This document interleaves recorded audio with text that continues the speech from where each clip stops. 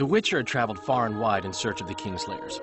Along the way, he had met both the righteous and scoundrels, Bernard Laredo amongst the latter. Laredo sold Flotsam to Kedwen and scattered the local non-humans to the four winds.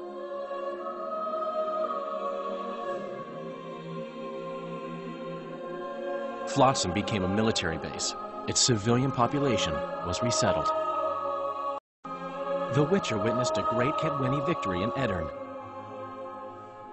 At Vergen, Henselt's army crushed Saskia the Dragonslayer's motley force, ending the springtime of races.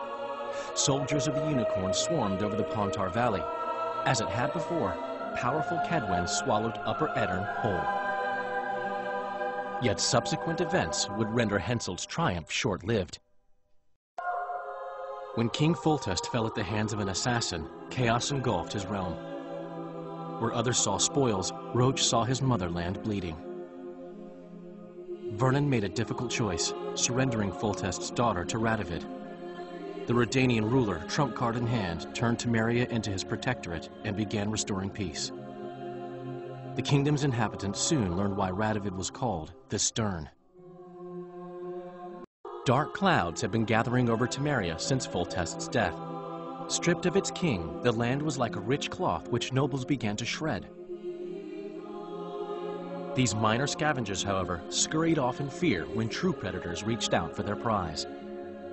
The summit at Loch Muine sealed the fate of Foltest's realm, when Radovid of Redania and Henselt of Kedwen divided it between them. A tempest descended on the north, at least partly the work of manipulative mages. It seemed the turmoil in Temeria, Edirn, and Kedwen would benefit them most.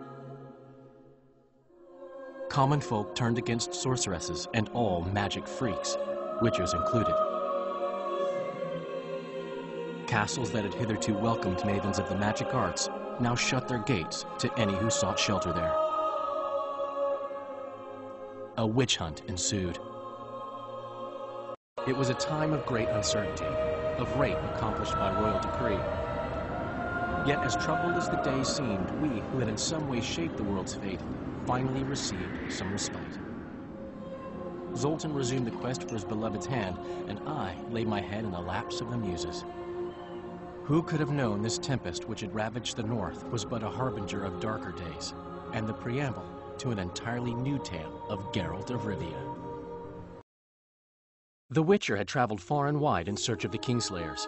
In Flotsam, he slew Bernard Laredo, but few mourned for the Commandant. Flotsam remained Temerian, while command of the garrison and town went to a Vizima noble, a sworn enemy of Kedwen and an avid angler. To this day, folk gather round bonfires in Lomondon to hear of the Witcher's deeds. In Edirn, the Witcher witnessed Saskia the Dragonslayer achieve a great victory. The Pontar Valley, previously Upper Edirn, became a promised land for outcasts who dared dream of freedom. Even sly old Zoltan Chive came to believe in this land of bliss. Yet dark times approached for the architects of the New Order. With Foltest slain, Temeria's barons began to vie for the throne. Many dreamt of donning the crown, yet none could assemble the allies required to snatch it. The kingdom's last hope, as it teetered at the edge of civil war, lay in Little Anais. Natalis was named regent and ruled the land, yet the girl was the living symbol of the realm's salvaged unity. After Foltest's death, Temeria's neighbors began to vie for the glittering prize that was the realm's throne.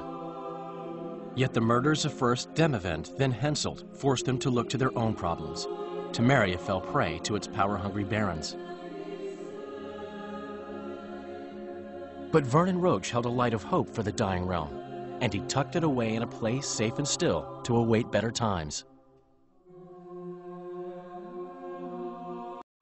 Years before, Geralt of Rivia had witnessed the fall of the Council and Conclave of Mages. The summit in Loch Muine re-established both bodies, their founders sacrificing Sheila de Tanzerville and her accomplices. Yet Radovid also required humility and loyalty from the proud mages, but this did not sit well with all of them. It was a time of great uncertainty, of rape accomplished by royal decree. Yet as troubled as the day seemed, we, who had in some way shaped the world's fate, finally received some respite. Zoltan resumed the quest for his beloved's hand, and I laid my head in the laps of the muses. Who could have known this tempest which had ravaged the north was but a harbinger of darker days, and the preamble to an entirely new tale of Geralt of Rivia.